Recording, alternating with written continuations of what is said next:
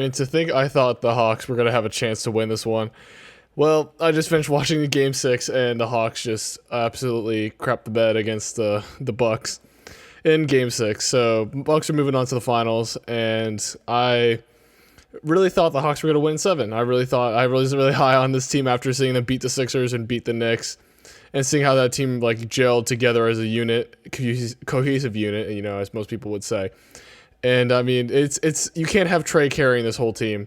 And at least Bogdanovich, stepped up this game, having 20 points and all. But I have to give props to Nick McMillan and this whole Hawks franchise for pulling together. The fans were really getting into it this whole series, and I thought the fans were really gonna be a big part of this series. But you hear how loud they were chanting, trying to mess with the Bucks, but it wasn't enough for Chris Middleton and Drew Holiday, who absolutely turned up after Giannis went down, which I think it really did help that Giannis went out, like Giannis got injured, and seeing, these guys step up, like Brook Lopez stepping up, like looking like prime Dirk or something of that rather, basically being a big, like a really good stretch big. Then you have, Chris Middleton basically taking the lead scoring role, which he clearly has shown that he's, pretty capable of scoring and capable of, doing what he needs to do in the absence of Giannis. And then Drew Holiday, point guard that they traded for. Yeah, they traded for, they signed for. I don't exactly remember. I was watching this game. I'm kind of surprised, but basically what I'm trying to say is that Drew Holiday was a great pickup for this Bucks team. Having that second option next to Middleton, especially when Giannis goes down, you have you have Drew Holiday there to help step up the slack when Giannis is not there. But this team overall, most people will say they're not surprised that the Bucks won, but I really was high on the Hawks. That's a little hot take from a couple podcasts ago when I said my prediction was like Hawks in 7. I really thought the Hawks were going to win.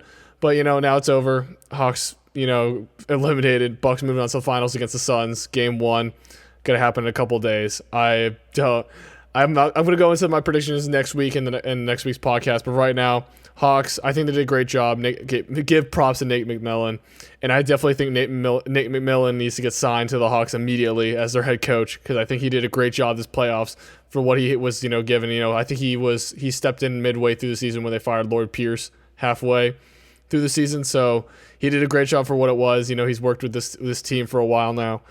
So I appreciate what he's done, and I think the Hawks have a great future there, especially with Trae Young leading that team. And one thing they definitely need to work on this whole season, they were really terrible at defense. Even with Clint Capella being their defensive anchor at the 5, I really think they need to work on their defense as a team, especially perimeter defense. I think that's what killed them the most in any single game they've played. Their perimeter defense has been absolute crap. You could say it like that, because especially since Clint Capella is a big, they can lock down big, not be a not say lock down, but you can make sure that the 5 is not going to be a liability, playing against Embiid or playing against another big, like Giannis. He won't be a liability guarding them. Yeah, so they were ranked 21st in defense, so definitely that's the one thing they need to work on in the offseason. Maybe also signing some big-time free agents to help back up or Trae Young, or just get some really solid role players on the bench. I think the Hawks had a really good team this year. They had Gallinari coming off the bench, so that was really good for them. And also Nneka Kongwu stepped up when they need to, and Cam Reddish. I'm just going to highlight Game 6 because he played 29 minutes, scored 21 points. I think he's developed really well, and hopefully DeAndre Hunter will come back, who's a really good defensive piece for them next year.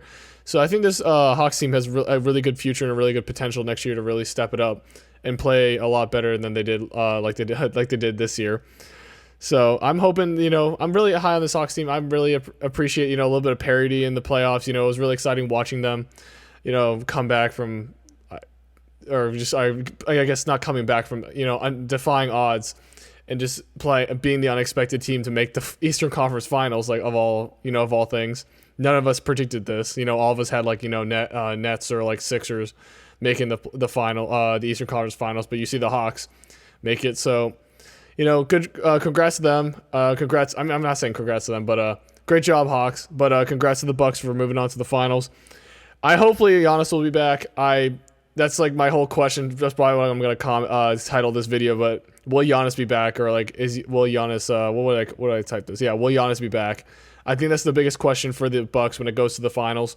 My first little thoughts about that: if Giannis is back, I think they'll definitely be able to put up a fight against the Suns. I really think the Suns have too much power, scoring power, and defensive, cohesiveness on that team that you'll be easily able to, not lock down the Stars, but be able to hold them to a decent amount of points, and then also still be able to score as much as they can, especially with D-Book popping off as he is, and then DeAndre Ayton, playing really well in the inside, even though Clint Capella not Clint Capella. Funny enough, I'm thinking about the Hawks because I actually had the Hawks winning again, as I said. No, but I think Brook Lopez will step up like he had in this series. So, that would be a good battle, seeing DeAndre Ayton versus Brook Lopez. And if Giannis is back, maybe seeing them double Ayton if Ayton is turning up in the paint. And for D-Book, I don't know how they're going to guard D-Book. I mean, they probably have to put Drew Holiday on them, but that leaves Chris Paul open. So they have to put, Pat Connaughton on him. Or you have to put, I don't know, PJ Tucker? I don't know. That'd be kind of funny if they put PJ Tucker on Chris Paul, but that's kind of a really dumb move. They really did that. But I mean, overall, congrats to the Bucks, and the Hawks did a great job. Don't doubt the Hawks next year when they surprise everybody and make the playoffs again. I think they'll be a great team to in the future. But yeah, Bucks. I think there's not much else to say. Hopefully, Giannis is back for the finals. And if not, I'm going to just say right now, Suns are going to win it. I think most of us, when you hear the podcast this week, most of us will agree the Suns will probably win it. It's just be how many games will the Bucks be able to stretch this finals series is what I think that's the question we're going to have to discuss this week in the podcast. But yeah, congrats to the Bucks. We'll see you all in the finals. Peace.